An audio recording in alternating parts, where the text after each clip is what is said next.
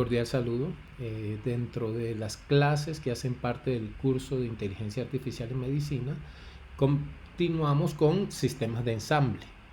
Mi nombre es John Sprockel, soy médico internista, magíster en Ingeniería de Sistemas y Computación. Entonces, la idea detrás de la metodología del ensamble es sopesar varios clasificadores individuales y combinarlos para obtener un clasificador que supere a cada uno de ellos.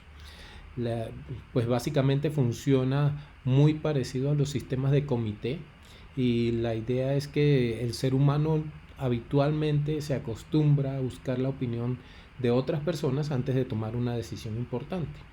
Entonces, en estos casos, la toma de decisiones suele basarse en el análisis e interpretación de las opiniones individuales para luego combinarlas con el fin de tomar una decisión final. Entonces, una decisión puede ser considerada sabia si reúne estas características. Si tienen una diversidad de opinión, entonces cada miembro debe tener una información privada, incluso si se trata de interpretación excéntrica de los hechos conocidos. Debe haber independencia. Las opiniones de los miembros no están determinadas por las opiniones de quienes los rodean. Descentralización. Los miembros pueden especializarse y sacar conclusiones basadas en el conocimiento local. Y agregación, cuando existe algún mecanismo para convertir los juicios privados en una decisión colectiva.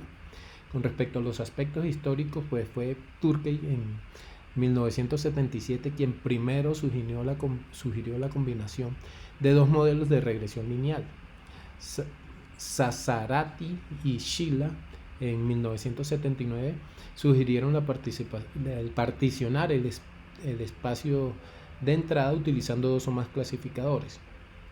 Y en 1990 Hansen y Salamón sugirieron un conjunto de redes neuronales configuradas de manera similar para mejorar el rendimiento predictivo de una sola.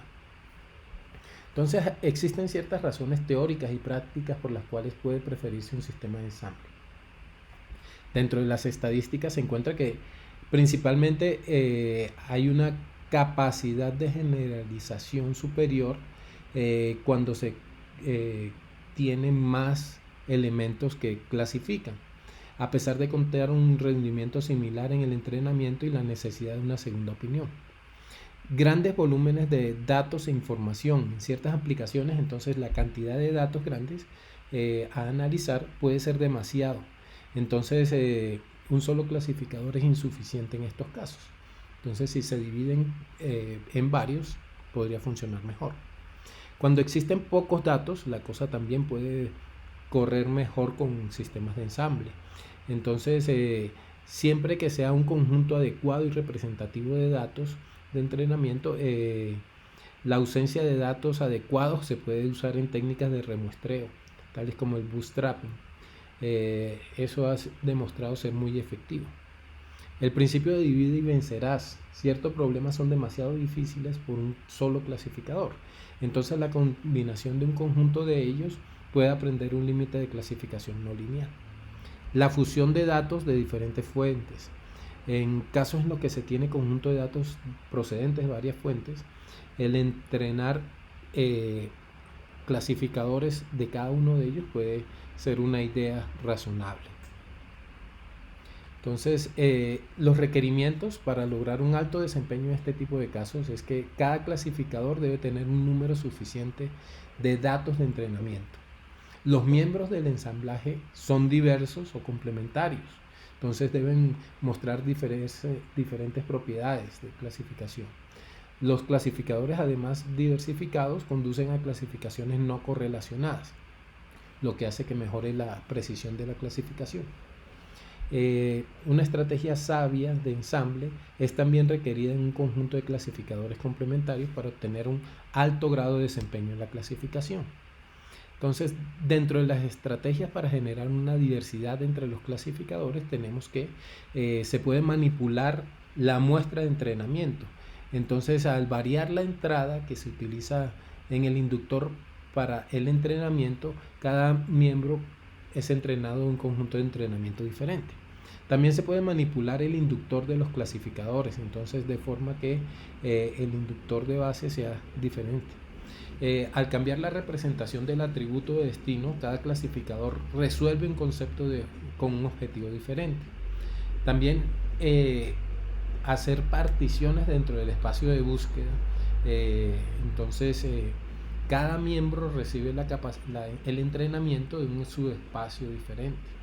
La hibridación, en la cual la diversidad se obtiene mediante el uso de varios inductores o de estrategias de ensamble.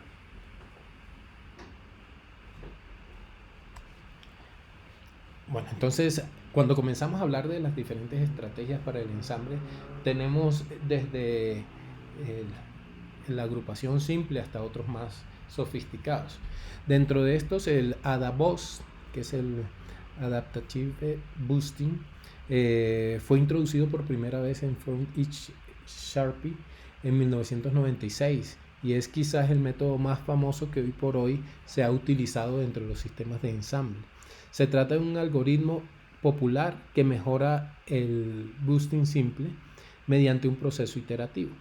La idea principal de este algoritmo es dar más atención a los patrones que son más difíciles de clasificar.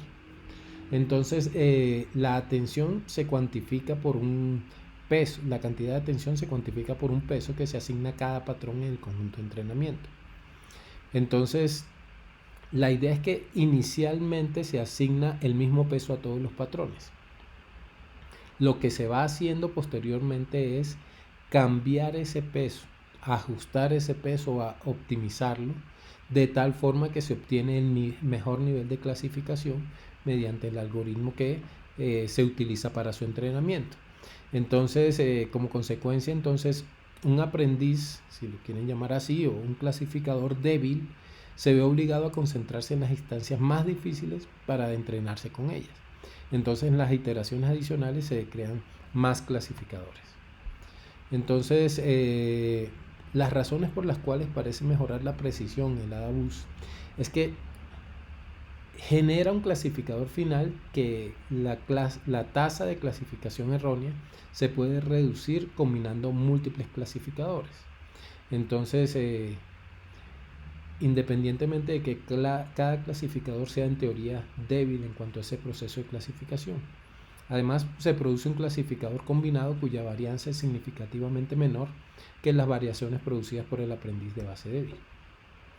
Otro sistema es el bagging, Bootstrap Aggregating.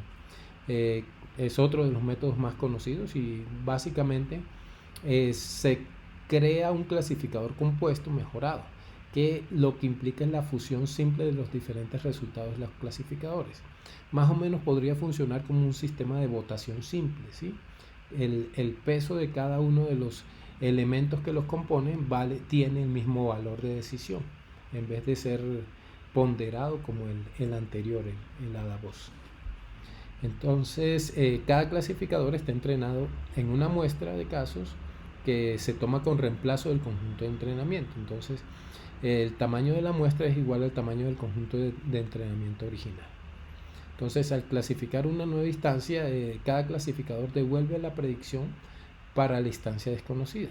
Entonces, el clasificador que está empaquetado devuelve la clase que ha predicho con mayor frecuencia. Es un método de votación. El resultado es que el bagging produce un modelo combinado que a menudo funciona mejor que el modelo único creado a partir de los datos originales. Entonces, cada clasificador está influenciado por el rendimiento de aquellos que se construyeron antes.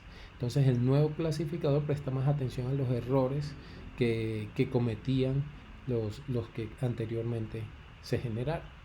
Cada instancia entonces elige con la misma probabilidad, mientras que el boosting, las instancias que eligen, la probabilidad es proporcional a su peso. Otra estrategia es el wagging, que es una variante de este bagging, desarrollado por Bauer y Konhavi en 1999. Entonces, en este caso, cada clasificador está entrenado en todo el conjunto, pero cada instancia se le asigna un peso de manera caótica, estocástica.